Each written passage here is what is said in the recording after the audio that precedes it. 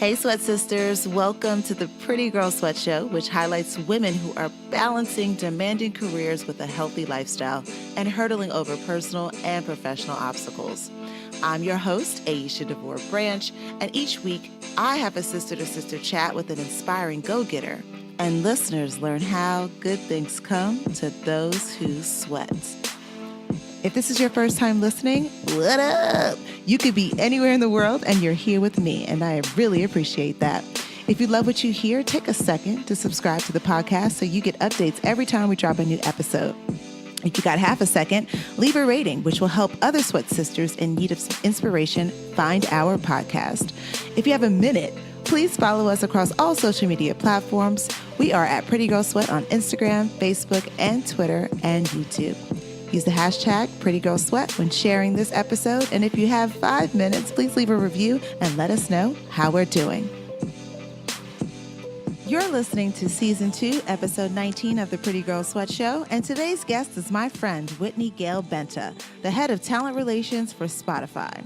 Prior to Spotify, the Harlem native was the East Coast Strategic Partnerships Manager for music at Facebook and Instagram, where she managed relationships with musicians, artists, and publicists across all music genres for their 2 billion Facebook, 800 million Instagram monthly active users. As a true music and television enthusiast, the Spelman grad bridged the gap of her loves when she joined MTV News in 2003 as a talent coordinator, and after 10 years ascended the ranks, departing in 2013 as the vice president of her department and taking on a new role as the senior vice president of talent relations for Revolt TV, where she was handpicked by Sean Diddy Combs to join the executive team to launch the network. Keep listening to learn how her health played a leading role throughout her journey towards a career in entertainment. Thank you for having me. I'm so excited. I'm glad we were finally able to do this. Yes, because in a way, it's just a sneaky little opportunity for me to catch up with you. Yes, I love it. Well, I want to start off from the beginning. Maybe you can share with our listeners a little bit about your upbringing and kind of how your parents played a role, or maybe did not play a role in your health journey. Well, it's interesting. I would actually say that my health journey kind of began with my grandparents, particularly my grandfather. I'm from New York City, born and raised, and every summer of my life, literally, I spent the summers in Cordele, Georgia, with my grandparents on my mom's side. And my grandfather he played football, and was also an educator. And so when he was no longer playing football, he taught high school female track, basketball, and tennis. So kind of sports were always like in our lives, whether or not we wanted it or not. So it was always a big role. So he always kept my brother and I active. And then being here in New York City, my mom was looking to keep, her kids active.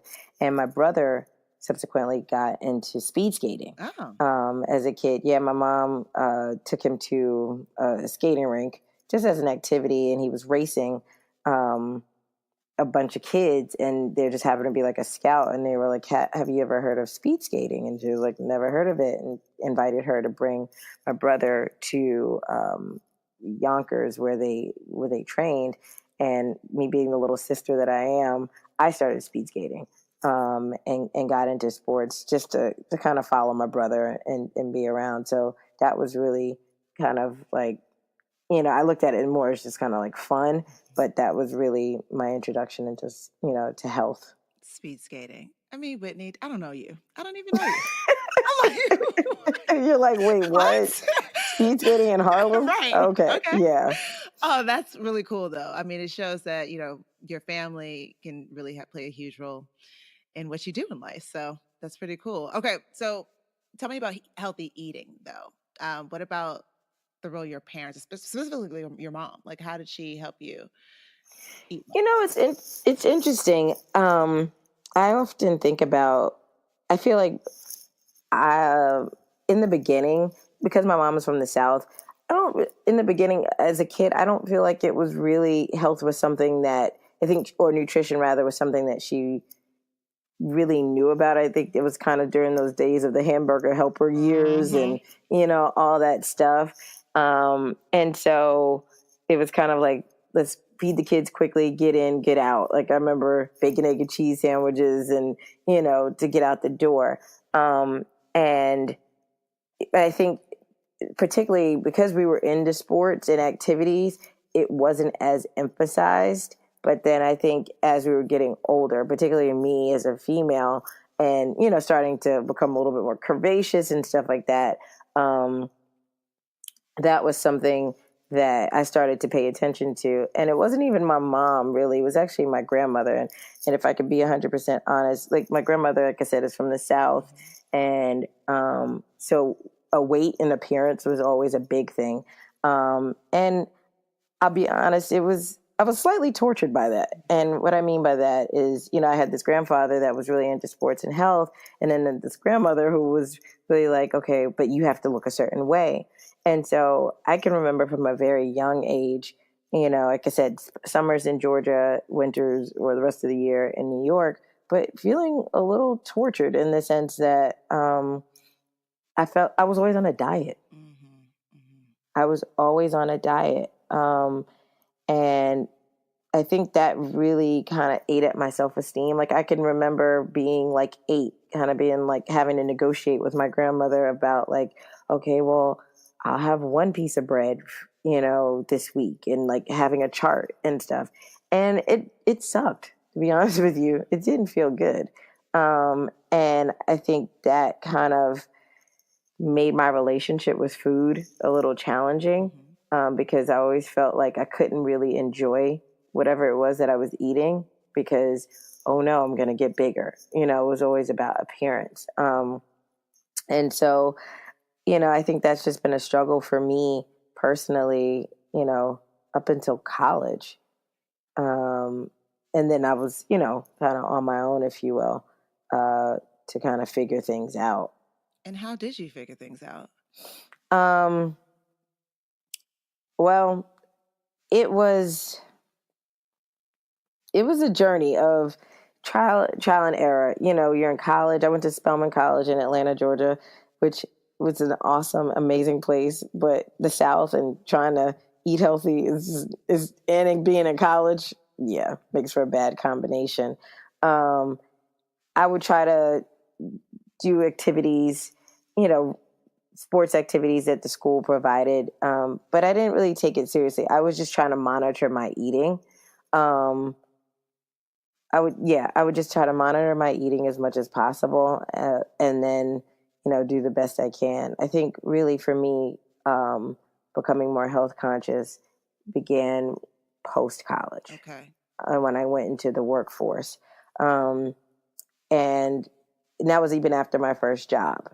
I was working at Def Jam Records. I started 2 weeks after college. So, I was pretty in a pretty decent, I guess, health, but I was 21, so I didn't really like care about it as much as I do now.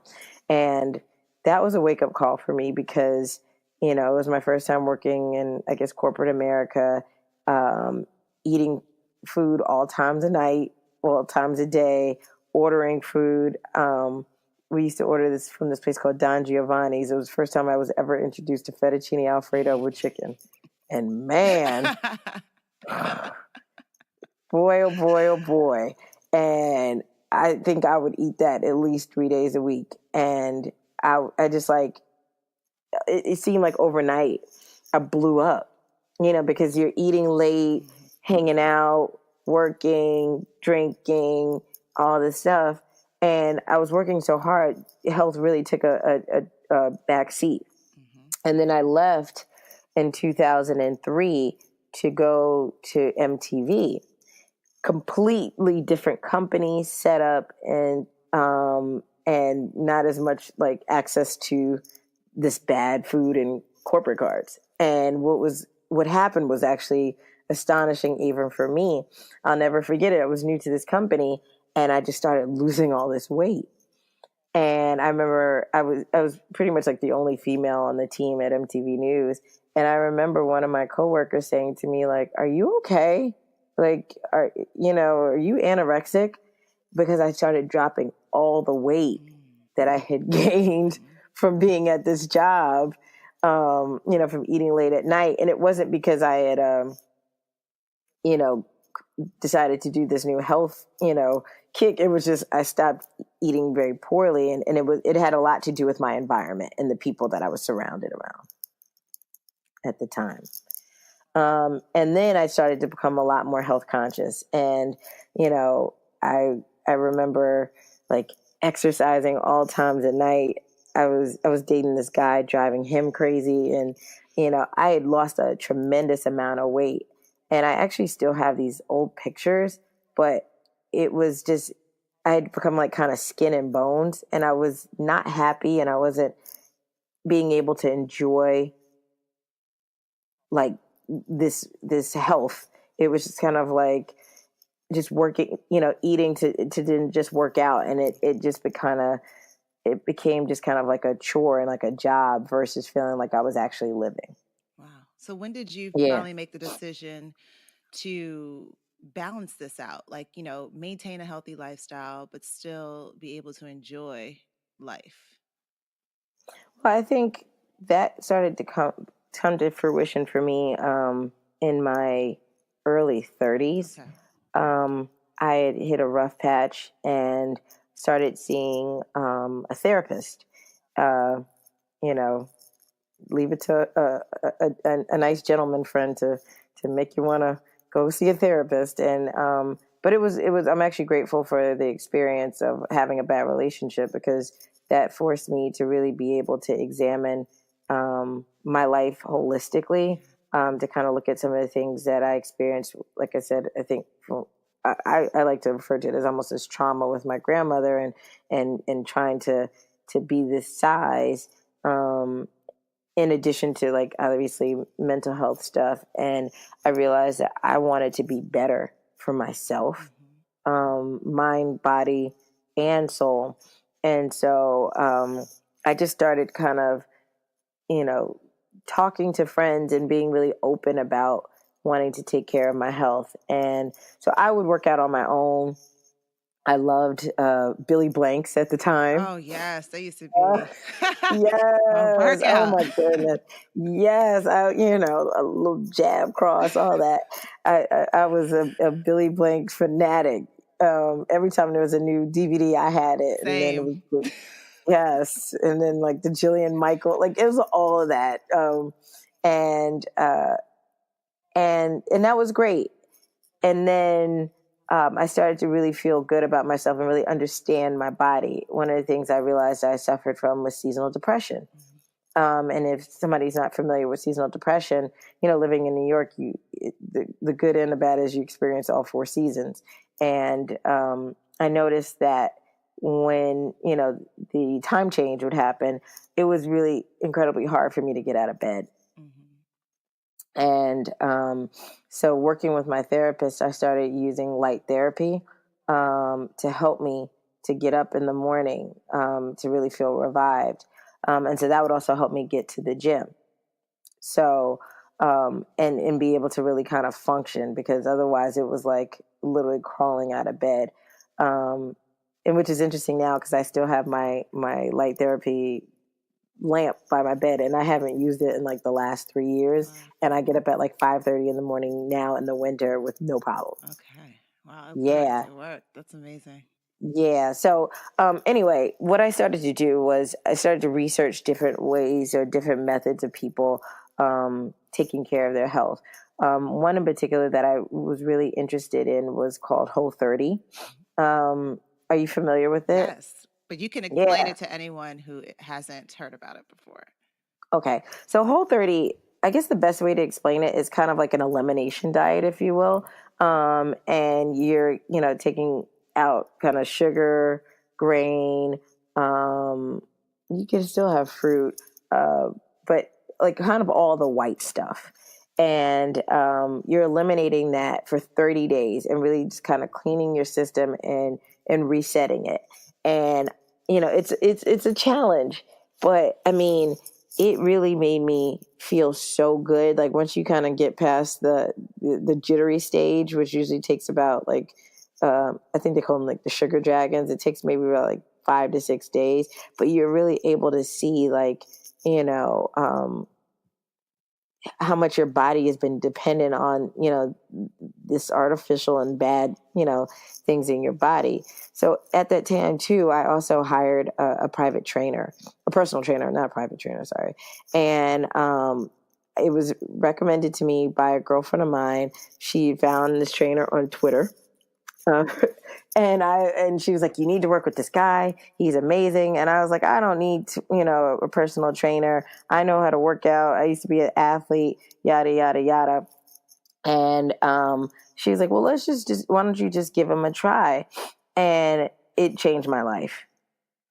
Really having a personal trainer. It was somebody that, you know, challenged me and pushed me past my threshold. You know, when we work out on our own, we have a tendency to say, all right, I'll just do 10 push-ups and I'm tired, you know, whereas he's like, give me 15. And I'm like, I can't do 15. And next thing you know, you're like, I did it, you know? So that was a nice thing. So for like 2 years, I was doing Whole30, and working out with this trainer. And I was seeing results in the sense that I was like gaining muscle and things of that nature, but I wasn't dropping weight and I wasn't getting smaller.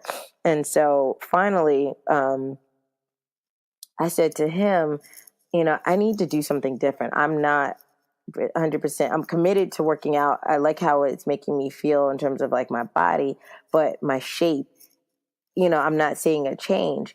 And so I started doing some more research. And I have a cousin of mine that's a physician that started doing keto. And I know that's become like the big buzzword. Yeah. So this was like a year and a half ago. And I was like, I don't want to, I'm not interested. And, but because my cousin was a physician, it kind of stayed in the back of my head. And so I started doing research and just kind of looking around. But I was like, yeah, no, this just sounds like another hokey kind of like fad diet. I'm not interested. But then I started becoming really frustrated with the fact that I wasn't dropping this weight. I was getting stronger. You know, I was following my trainer's regimen to a T, but I just felt like things weren't right. So, in doing my research, on, you know, through the internet and stuff, and even kind of like looking on Instagram and just kind of like seeing people's results, I found, a girl that said Black Keto Girl. And so I started following her literally for 6 months because I was like, this is probably just another like fad. And, I wanted to see like her journey.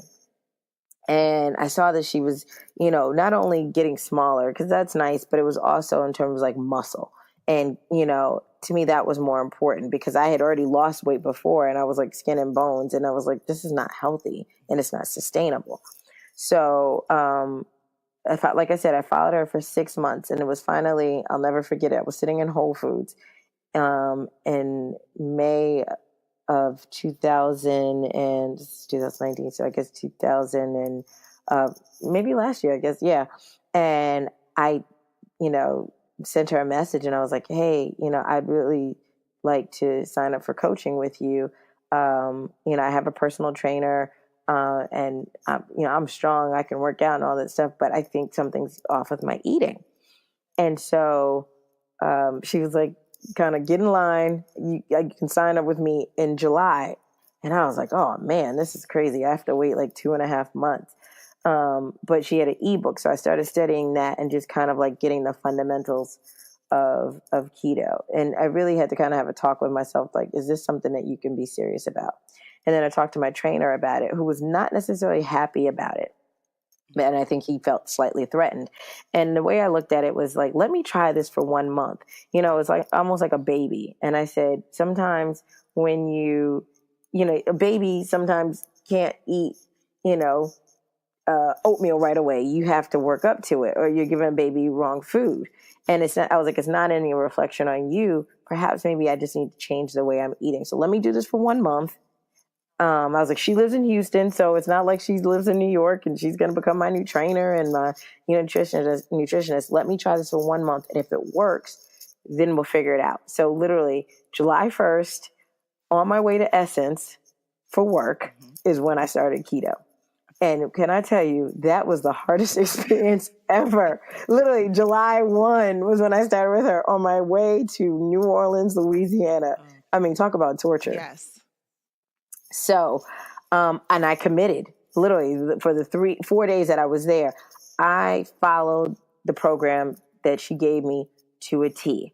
And so for that month, I dropped so much weight and I got stronger. You could see the actual muscles that I had already developed working with my trainer come out.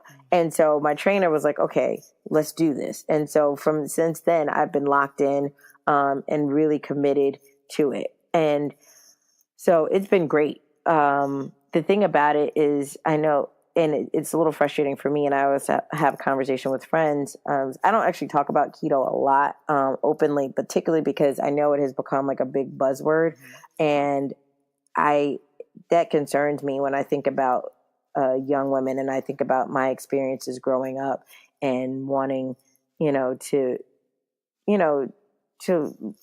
take care of my health. And I get nervous because I think there's a certain responsibility that we have. And I think that it's always about having, good nutrition, not just these fad diets. And so I know that I'm a very disciplined person. So I just kind of, a lot of times I'll just say, like, I just watch what I eat and work out. Because of the fact that, keto is very, it requires you to be very disciplined. And unfortunately, a lot of people aren't necessarily, able to do that. Wow. Your story just proves that the power of social media is real, because you found these two people through the platforms that are now helping you change your life. So that's amazing. Thank the internet gods. Thank you. Think about it. Like, if we didn't have, the internet and social media, a lot of us would be, lost. I mean, obviously there's books, but unless you're kind of having these conversations, openly, which unfortunately, I think a lot of people don't necessarily like, to talk about, health, or sometimes, it becomes like this taboo subject. We didn't have this opportunity to kind of do research and search and see other people's journeys and use that to inspire you. So, Well, you said in college, eating healthy and staying active, maybe wasn't always top of mind, or there may have been some obstacles. And, I'm proud to say that Pretty Girl Sweat is now officially recognized at Spelman. And it took many years for that to happen. Many years. But why do you think having an organization like Pretty Girl Sweat at your alma mater is so necessary for students today? Oh my goodness. Because like I said, mental health holistically, I think is for women is super important. When you're in college, there's so much that you're trying to balance, your education, social life, and things of that nature. And I think having an organization like Pretty Girl Sweats is so important because it teaches young women to really be able to take care of their health. If your body and, is not, up to snuff, if you're not feeling good, everything else is not going to function. And I think it's super important that, working out, getting a good sweat, it makes you, and challenging yourself, your body physically allows you to then be able to tackle the rest of your day, whether it's school, family, social life. I know for me, sometimes when I wake up in the morning and I go to the gym, whether with my trainer or without, I'm like, okay, just do one more rep. And I think, and that then trickles over to your day when you're getting tired, and you're thinking, it's time to kind of conk out. You're like, wait, if I could get up in the morning and work out, then I can push myself one more hour to study, or work or whatever. Exactly. Well, you shared a little bit about your career/work journey and how it's been helpful or harmful to your health. So tell us a little bit about your current role and maybe how it's either assisting or may be getting in the way of your health journey.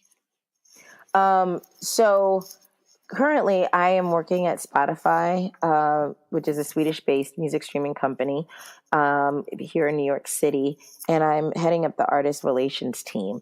So basically, what that means is I'm responsible for interfacing with new and established musicians across all genres of music that engage with Spotify on the streaming platform.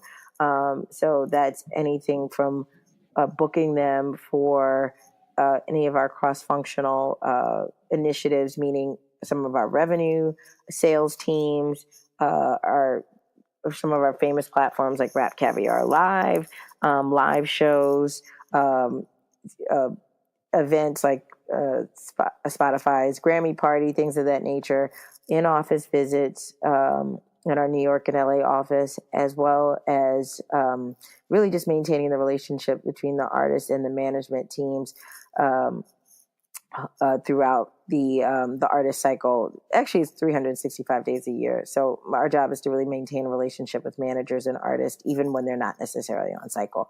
And so it's interesting that coming into the company, I was already kind of like, this health nut and just kind of, made it a part of my life. And it now being at this company, I'm referred to as like one of the health gurus on my floor. I love it. You want to and it's funny because I'm like, I've never thought about myself as that person. It's always typically whenever I've worked at companies, it's always like, I hate to say like the little white girl who likes to work out and go to gym. And they're like, oh no, just go talk to Whitney. She'll tell you about where to work out, how to work out, what to eat, got questions about, intermittent fasting. Whitney's your girl. And I'm like, when did I become this person? And it's so funny. Like I'll have my coworkers like, should I be eating this? Is this okay? Do you know if this is good? Does this have antioxidants? And I'm like, wow, this is amazing. But I think it's because I've become so vocal about my own health in the workplace. And I think that's important to have that conversation. I try not to be annoying. Like, I think there's nothing more discouraging than those people in the office that are like, I don't eat that. Or, I can't stand those people. And I think everybody knows those people like, Yes. how many calories does that have? And no, it's not. No, Or the ones please. who have allergies to everything where you're like, it's not an Oh, allergy. You just don't want to eat it. Like, right. I'm allergic to gluten. And okay, just eat air. How right. about that? How about just you eat a side of air? Okay. So I can't, because I'm like, no, it's not sustainable. Like, let's just be normal. And so, like I said, I've been quite vocal with my coworkers. One of the things, and I think another way that they're able to see it is through social media, as we were talking about it. So it's funny, my Instagram, a lot of times there's videos of me working out.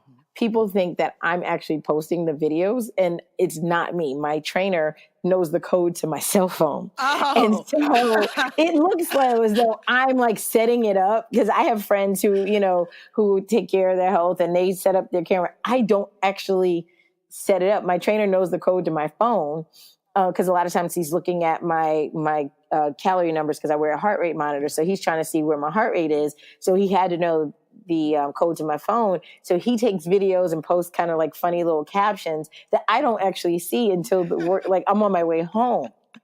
And so people think that it's me, and it really isn't. And so as a result of doing that, though, I've had so many friends and colleagues of mine in the music and entertainment industry that will text me like, thank you so much for posting these videos because it inspires me. They're like, I might still be on the couch or in the bed, but it like motivates me like, hey, if Whitney could do this, you know what, on a Saturday morning at 7 a.m., you know what, let me just get up and at least do it once or twice a week. And I'm like, really? That inspires you? Because I'm like, I hope I'm not being annoying. And they've said to me like, no, it really encourages me.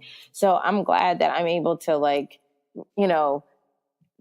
push it out to like my folks in the music and entertainment industry that like health is super important. Like a lot of times we're running so much for these artists and that, the clients that we have that we're neglecting ourselves. And I'm trying to show that like, once you take care of home, you can then be better for all the other people that you serve in your life. Look at you, fitness influencer. That's what I'm talking about. I know, right? Who would have thought? Yeah. Who would have thought? I love it. I love it. So tell me a little bit more about how dating has impacted your health journey. How dating has impacted my health journey. Yes, because I always say, because I'm always trying to get my husband to work out, who you know very well. I'm always like, hey, Yes. a family that stays fit together stays together. Like, let's work out. You kind of need someone to do it with. I think it's more fun. But let me know your thoughts on that. Okay, so it's interesting. I think the first, like I said, you mentioned there was like 2 phases of me, kind of like my young 20s when I was working out, and I think I was just kind of, I don't want to say like the starvation kind of thing, but I kind of felt like that. And I remember dating a young man, and he kind of tried to sabotage me. He liked my size. He was like, "You're perfectly fine," but like I would work out so hard, and then he would bring me donuts. See? Mm-hmm. Oh my gosh. He was like, "Oh my God, you worked out so hard. Here's donuts and like, cheese, dude, like all kind of processed food that I didn't know that like it was processed." It was like, and I was like, "What are you doing? Like, you're just kind of like trying to torture me." And, he's like, "But you worked out so hard." And like, finally I had to like have a come to Jesus talk with him. I was like, "No, stop trying to sabotage me. Like either get on board or go away." Yes. And, so finally he got on board, and because he was like eating all the stuff that I was like refusing to eat. And he got like really big, and he was like, "Okay, fine. Like if I can't beat her, let me just join her because she's annoying." And then I remember he like dropped like 30 pounds. To this day, he'll be like, "Man, I was in the best shape when I dated you." Yeah. And he's like, now I got like a dad bod, which is kind of funny. And so in terms of like dating now and trying to, maintain health, I think it's all about balance. I'm in a long-term relationship now, and it's interesting. When I was larger, my boyfriend was like, "You look amazing. I don't think you need to do anything. Your weight is fine." I was like, "Yeah, I just want to lose like maybe like 10, pounds." And then, like I said, once my trainer and I really figured out what was going to work for me, I started like kind of cutting weight quickly and just kind of really shaping my body more. And so I think it has been a journey of like trying to find that balance, particularly like, when you're dating, you're going out and things of that nature. And so I also do intermittent fasting. So I kind of avoid the brunching, which has become really popular in our culture. People love the brunch. And those bottomless mimosas. Yeah. And so I've kind of, when it comes to that, I definitely will be like, yeah, no, I'll stay away from the drinking. I prefer to eat my calories than to drink my calories. Yeah. And luckily my boyfriend doesn't drink like that. So that's one thing I don't have to really worry about. And so for me, like I said, I like to eat my calories. So it's, in terms of dating, is I'll go easier on myself on the weekends. And then during the week, it's like, I do a lot of meal prepping. Okay. And really being thoughtful about what I'm going to eat. He works long hours, so it's not necessarily, too much kind of going out to dinner at night. If anything, it's more work stuff that I have to kind of like plan and prepare. So I will look at a menu at a restaurant before going to a dinner meeting or even a lunch meeting for that matter. And I've already looked through the menu. I already know what I'm going to eat. And I've already kind of prepared, this is what is going to work for me. That's super smart. Yeah. So that way it doesn't, feel awkward. Like, how do you prepare this? And, I try not to do that. And then what I will say is that on his own, my boyfriend, decided that he wanted to start taking better care of his own health. And he's kind of like one of those people I referred to as like skinny fat. Mm-hmm, mm-hmm. Like they're really slim, but then might have like a little pooch or whatever. So he decided that he wanted to start working out. And so he on his own found a personal trainer and has been working out like 2 days a week and really starting to take better care of his health. And so I think that's great. And it's nice because there's that commonality of like when my muscles are sore and his muscles are sore, it's like, okay, but it feels good because you know that you're doing something better for your health in the long term. So it's nice.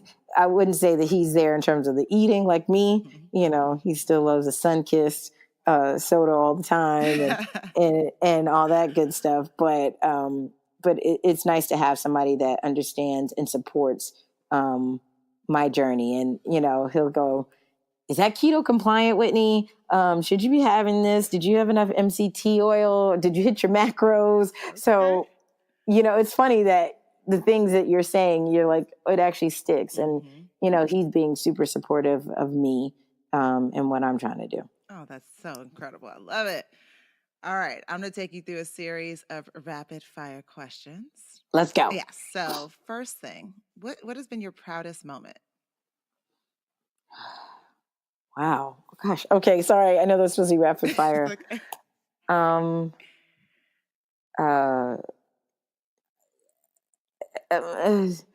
Maybe getting a hold of mental health and really feeling good in my skin. Oh, that's good. Holistically. Okay. And how have you been smart about money? Oh, I'm cheap. I save. How I'm smart about money, I constantly squirreling money away in the bank, having a financial advisor, and also it's old school, but I still kind of do like a little bit of a mattress saving. And I learned that from my grandfather. Always like have money in the house. And if I need to take it out for an emergency, I will put it back with interest. Nice. All right. Your favorite book? Positioning. Ooh, who wrote that? I gotta check that out. Let me remember it's a marketing book, and it was actually one of my brother's college friends, Coltrane Curtis, his dad, who was a mentor to both of us, Johnny Curtis. It was a book by Al Ries, Ries, and Jack Trout. Checking that out for sure. Yes. Okay. So tell us about an app or any tools or sites that you use to manage your life. Oh, this new app that I really love. It's called Wunderlist. Wunderlist. I like to make lists for everything and like to check it off, whether it's groceries, travel, books, movies, things that I want to watch. And what I love about it is you can look at it on your mobile phone and you can also look at it on your desktop, and you can just constantly keep like Xing things off. So it keeps me organized. What's one small thing you do each day that makes you happy? That is my morning and evening prayers. I'm a Buddhist, and I chant Nam-myoho-renge-kyo, and I chant morning and evening, and that's it for me. Okay. And how many times a week do you exercise? I exercise 3 to 4 times a week. Your favorite? 2 days a week with my trainer and two on my own. Oh, 2 and 2. Perfect. What is your favorite workout? Cardio kickboxing. Okay. Okay. Well, obviously, if you liked like Billy Blank, so yeah, right. Yeah. There's this class. I will cancel meetings just so I can get home to New York Sports Club. There's this class that I love. Yeah, it's fun. What's always in your gym bag? My heart rate monitor. Okay. What can make or break your workout? Getting in a fight with my boyfriend. There we go. Okay. What are some songs that are on your workout playlist? Oh my goodness. Dreams and Nightmares by Meek Mill. Level Up by Sierra. Every Day I'm Hustling by Rick Ross. And French Montana, Pop That. Okay. Like top favorites. Yes. All right. Do you typically eat before or after a workout? After. I always do fasted cardio. Okay, so or workouts. What do you eat though afterwards? Oh, it really depends. I love avocados. Me too.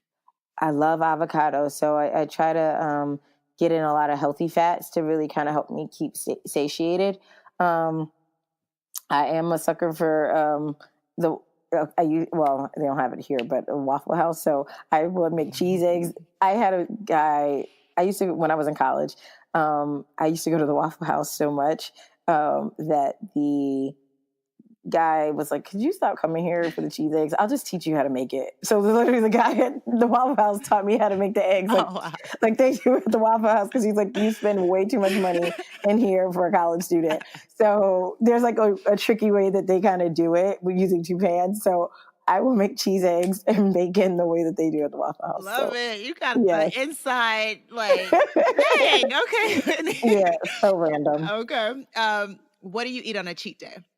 Is it Waffle Oh, House? I know, right? On a cheat day, I will have bacon, egg, and cheese with French fries, with bread, or French toast with bacon.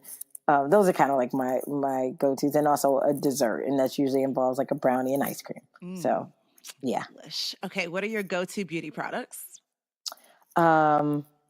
It's so funny. I'm kind of old school.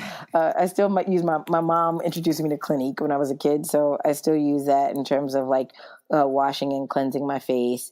I love NARS foundation. It is the bomb. And I feel like it really works for us brown girls really well. And and in terms of like another beauty product that I love, but one probably wouldn't even think about it, is Donna Karen's deodorant, Cashmere Mist deodorant. I was just about to ask you what deodorant you used. And No way, really? that's a fancy deodorant. I'm like, I know. Let me tell you, one of my girlfriends who works out a lot, she put me onto it, and she was like, "It's expensive." I was like, "I'm never paying $27 for deodorant. That's retarded." She was like, "Fine, I'll send it to you." Man, that was about 5 years ago, and I will not use anything other than that, except like because it's a roll on or whatever. So unless I'm like wearing something like strapless in the summer, I might wear like a clear, but it's an investment, and it's great, and you smell amazing even when you work out. what? Okay, I'm getting it. That's Yes, it. That's got to try happen. it. Yes. Yes. Okay. When you hear the words pretty girl sweat, what do they mean to you? It means to me, when I think of the word pretty girl sweats, that you can still be cute and be fit and work out. I think there's this stigma that with working out that there's like a sacrifice, whether it be your hair or things of that nature. And a lot of times I think from a lot of females, they don't want to work out because you feel like then you have to sacrifice like aesthetics and things of that nature. And I think to me it represents being able as a whole woman, that you can take care of mind, body, and soul. Thank you. All right. Now, what's next for you? What's next for me? Continuing on this health journey is super important to me, and really just creating balance and being able to share. I've been actually working with a friend of mine who manages an artist. We've been talking about figuring out a way to introduce health and wellness in a more robust way to a lot of our fellow colleagues in entertainment.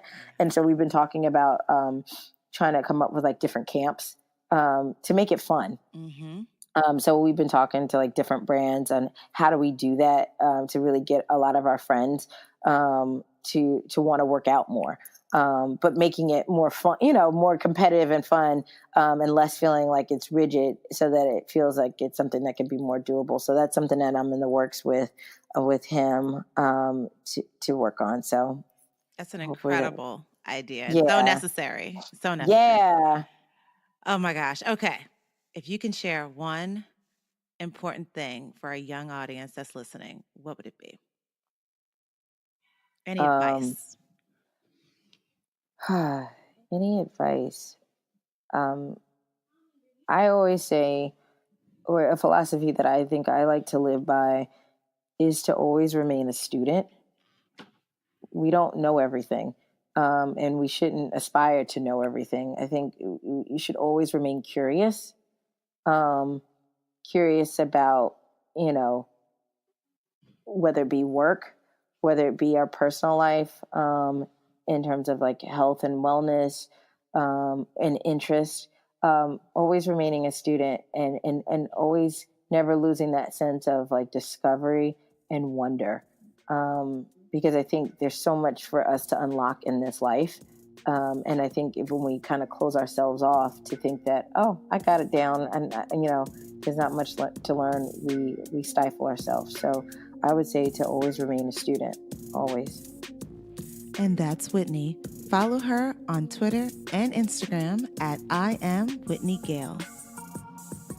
Join us on Saturday, September 14th for the 3rd annual Pretty Girl Sweat Fest Atlanta. Grab your squad for the ultimate Sweat Sisterhood Fitness Festival. Register to receive exclusive access to elite trainers. Because with heart-pumping workouts coupled with the dopest female DJs, you'll get a first-class ticket to your favorite fitness trends and hit songs. When you're not sweating it out, you can rehydrate at our sip stations, refuel in our Savor Garden filled with deliciously healthy food trucks, refresh in our Style Lounge, and shop in our vendor village. Head on over to prettygirlsweat.com/PGSF to get your tickets today before they're gone. Just one more thing before you take off. Do you want to get a short email from Pretty Girl Sweat every Monday and Friday that serves as a daily dose of all things inspiring and allows you priority access to our upcoming events? Just go to prettygirlsweat.com. That's prettygirls with an S, sweat.com. Drop in your email and you'll get the very next one. And if you sign up, you'll soon discover that there's no hood like sisterhood. Until next time, always remember that good things come to those who sweat.